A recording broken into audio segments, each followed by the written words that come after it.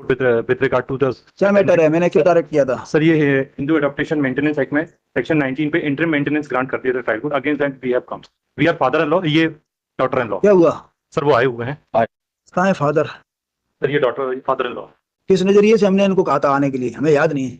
Sir maintenance के लिए नहीं मतलब ऐसा इनको बुलाने का क्या आशय था? सर आपने ये था कि एक बार समझौता अगर हो जाता है तो वो करके देखिए, इसलिए आपने बोला था। हाँ कुछ है, गुंजाइश है। क्यों? कोई मतलब ही नहीं रखते, हम क्या समझौता करें? तो आपका बेटा जो है कब एक्सपायर हुआ? 2018 31/11/2018 में वो एक्सपायर।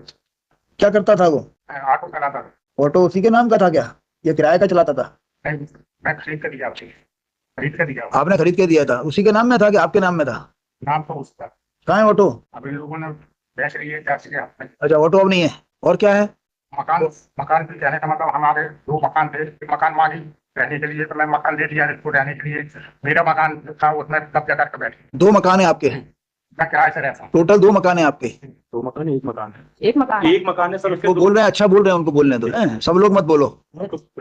एक मकान नहीं आप खड़े रहो, मतलब बोले एक ही है ना। हाँ 2 मकान थे, तो एक मकान कहाँ पे थे 2 मकान? कहाँ पे थे 2 मकान? कटनी में बजरंग कॉलोनी। कटनी। दोनों मकान अलग अलग थे कि एक साथ लगे हुए थे? नहीं अलग अलग है। बजरंग कॉलोनी कटनी। तो दोनों मकानों का साइज क्या है, क्षेत्रफल क्या है? 50-30 के दोनों 30-50 के बने हुए। और कितना मंजिल के बने हुए हैं? बस एक मंजिल के। तो जो बजरंग कॉलोनी में ही दोनों हैं। हाँ। तो दोनों में एक में आपका कब्जा है क्यों?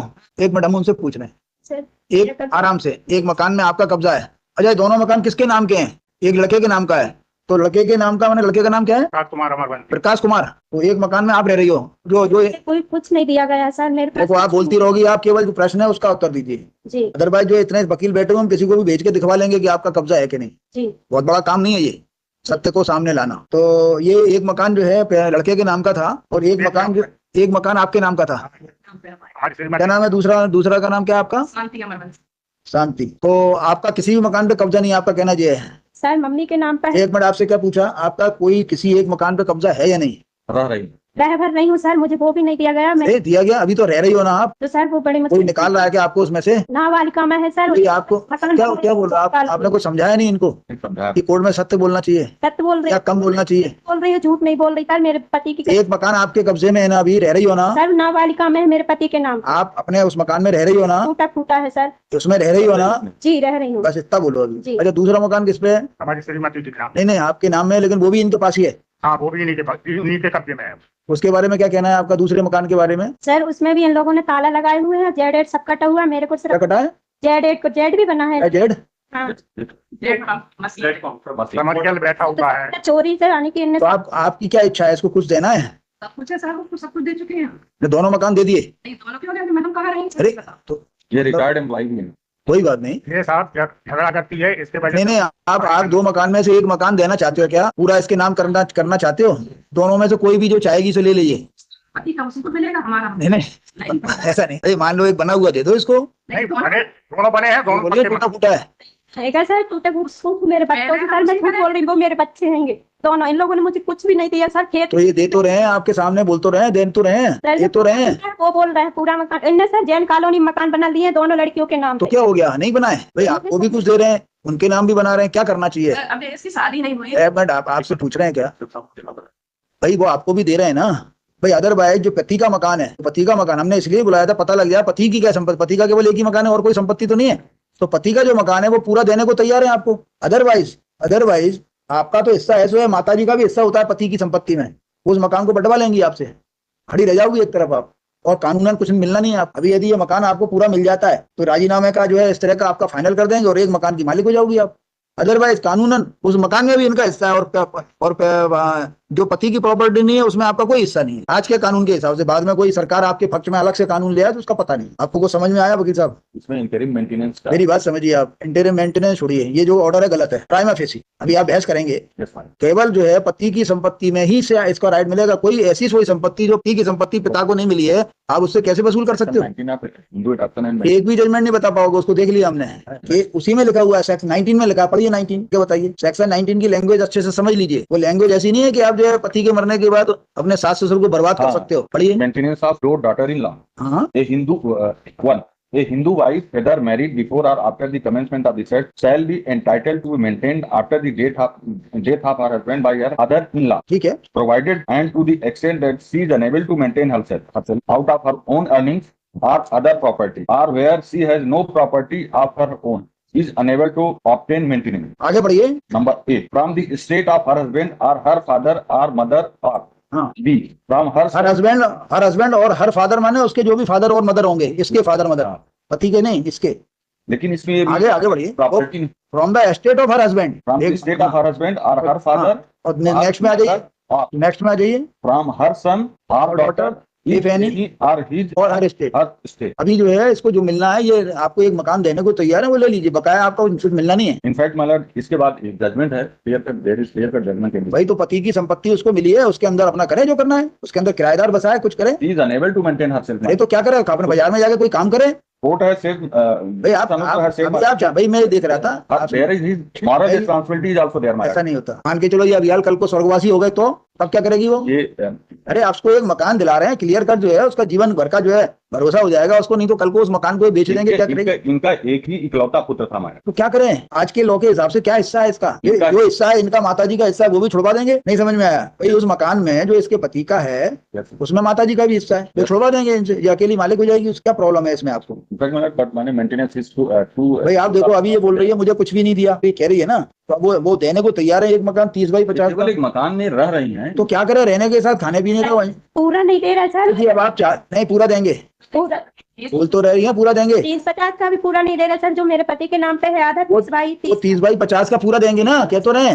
बोल तो रहे, अभी आधा बोल रही है, हम आधा देंगे। नहीं, पूरा मिलेगा आपको। पूरा कौन सा वाला लेना है? जहाँ हम रह रहे हैं कोई वाला पूरा 30 बाई 50 का पूरा मिलेगा आपको। मेरा लड़का का है, लड़के वाला पूरा मिलेगा आपको, उसमें गड़बड़ी नहीं कर सकते। इस पर विचार कर लीजिए वकील साहब, इसको बड़ा अर्जेंट कर देते हैं अभी 1-2 दिन के लिए। अदरवाइज वो यदि इसमें क्या ऑर्डर लगाया हुआ माइलर, देखिए इसमें क्या ऑर्डर होगा मुझे नहीं मालूम, लेकिन 30 बाई 50 का एक मकान मिल जाएगा, इसके भी काम आएगा, इसके बच्चों के भी काम आएगा, और free from this honour court has decided मतलब आप मकान लेना नहीं चाहते क्या? मकान तो चाहता हूं माइलर। मकान चाहते हो तो फिर मकान चाहते हो तो मेंटेनेंस के संबंध में लॉ आपके फेवर में नहीं है। मेंटेनेंस के संबंध में माइलर आप उसकी वो जो कमा रहा है उससे आप थोड़े पैसे ले सकते हो। Even Mylar one court has said Mylar that window means the word widow would include the minor and children who are staying with their mother. भाई मोरली वो देना चाहेंगे सो दें, लेकिन आप उनको वो थोड़ी कर सकते हो, फोर्स थोड़ी कर सकते There is judgment in this regard. क्या?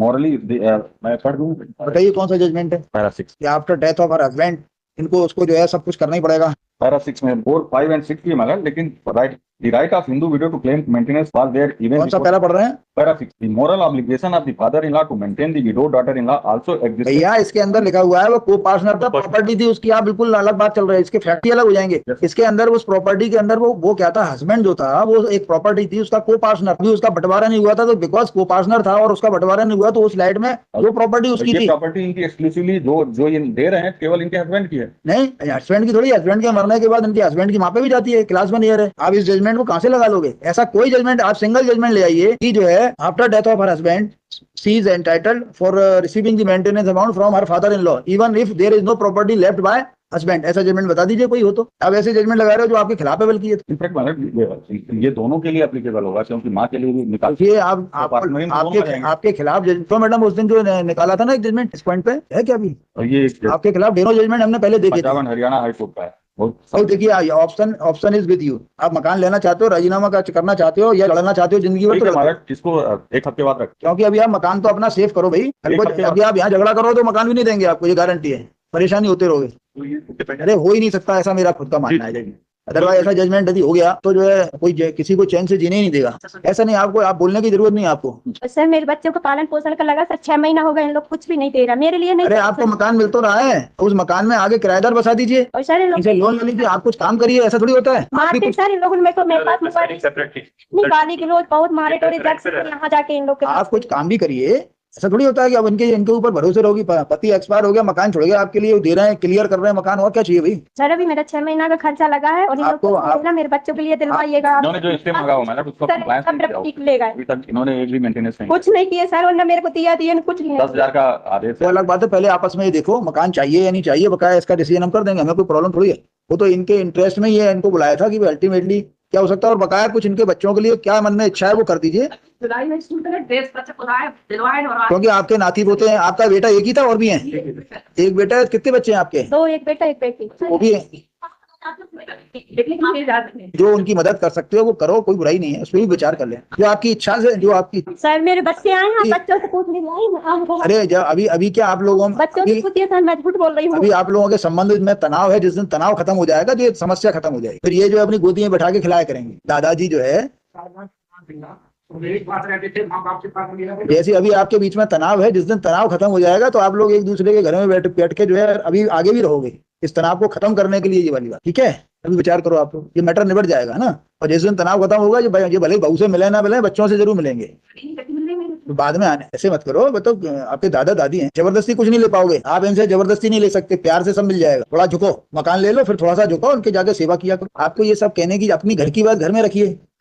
सर जब जो पेट्रोल जला के आग लगा के मार सकते हैं बहू को, जब पति नहीं रहेगा तो बच्चे किसके होंगे? अरे तो आपको मकान दे रहे हैं, अपने घर में अलग रहो।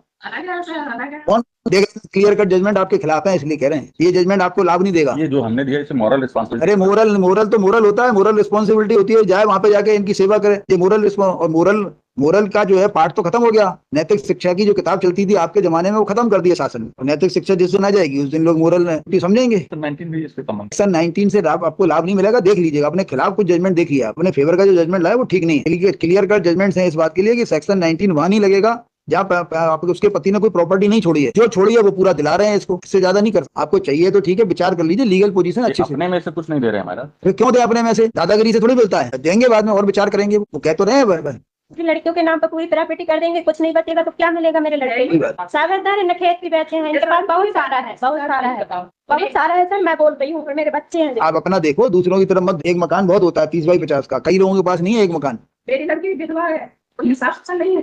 ठीक है, आप लोग ध्यान रखिए, कानून से जो इनको मिल सकता है देख लीजिए। कौन सी तारीख लगा दें? नेक्स्ट वीक कर दें। As jointly list in the week commencing from 4 लगा दें, 4 या तारीख लगा दें 4। As jointly list on 5 copy है, आप लोग बता देना, नहीं लगे तो है ना। राजीनामा करो और इसमें मकान दो इनको क्लियर कट। मकान में कोई है इफ एंड बट्स नहीं होगा। बच्चों के लिए अगर कुछ देना बकाया आप जरा दादाजी सोचिए जरा बच्चों के बारे में, है ना। कुछ महीने का फिक्स कर देना, जो भी आपको अच्छा लगे। कोर्ट का हम कोर्ट का ऑर्डर खत्म कर देंगे। आप अपने मन से चूंकि आप पेंशनर हो और आपको करना क्या है, दो जो है मियाँ बीबी हो आप। अरे आपकी बच्चियां हैं, वो भी तो उनके हाथ पैर हैं, करेंगी वो कुछ। शादी करूंगी तो पैसा कहाँ से लेते आओ? थोड़ा बहुत कुछ देते रहना अभी ना, थोड़ा बहुत देते रहे, कभी नहीं, थोड़ा बहुत विचार कर लेना है। दे देंगे सर, बैठ हो गया, बोलते हम हो गया 50 रुपए आप बता दीजिए क्या करते हैं, बच्चे खड़े हैं। आप बात करना, थोड़ा विचार करो। आते हैं खाली खाना में दादा आपको तो देना ही है, बाद में देना, अभी दे देना, क्या फर्क पड़ेगा? बताइए, हम तो समझते हैं, हम समझ रहे हैं, हम भी समझ रहे हैं। बाबू ने अपने पति को नहीं समझा, दूध अलाद लेकर लौटी लड़का। कोई बात नहीं है ना। फिर भी देखो, फिर भी आपको उसी तरफ झुकना पड़ेगा, आपका पोता है। हम कब कह रहे हैं, आले तो देखो हमारे पास। ठीक है 4-5 तारीख को आइए।